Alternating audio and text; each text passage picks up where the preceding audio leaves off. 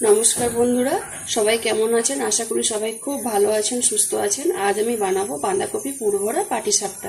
তার জন্য দেখুন আমি 1 কাপ সুজি নিয়েছি। সুজিটাকে ভালো করে কিন্তু ধুয়ে জল দিয়ে ভিজে কিছুক্ষণ আমি রেখে দেবো। সুজিটা দেখুন ভালো করে আমার ভিজে গেছে। এটাকে আমি মিক্সার গ্রাইন্ডারে ভালো করে পেস্ট করে নেবো।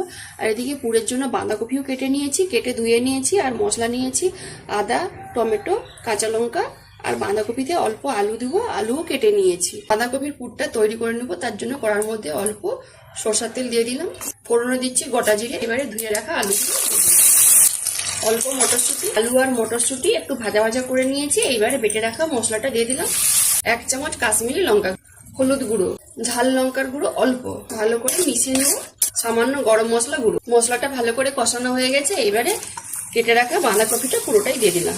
বাঁধাকপিটা মশলার সাথে মিশিয়ে নিয়েছি। এবারে পরিমাণ মতো নুন, 2 চামচ মতো চিনি দেবো।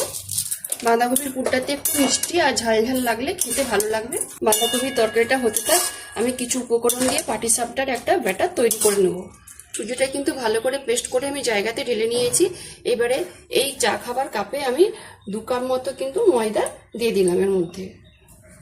আর 1 কাপ আমি চালের গুঁড়ো নিয়েছি, পরিমাণ মতো নুন, আর এর মধ্যে অল্প একটু আমি খেজুরের গুড় দিয়ে দিলাম। ভালো করে কিন্তু সব মিশিয়ে নিয়েছি। এবার এর মধ্যে অল্প অল্প জল দিয়ে কিন্তু আমি একটা ব্যাটার তৈরি করে নেবো। বাঁধাকপির পুরটা একদম শুকনো শুকনো করে নিয়েছি।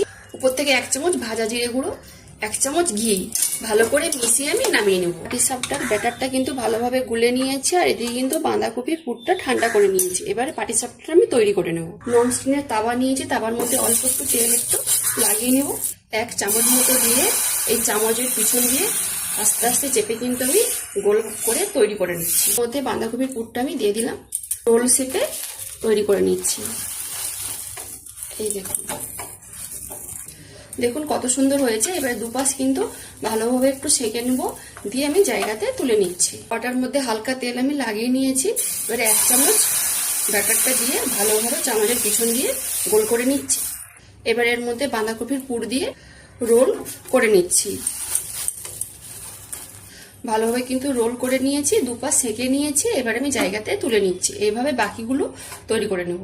আমার সব পিঠা তৈরি হয়ে গেছে। আর কতগুলো দেখুন পাটিসাপটা পিঠা হয়েছে।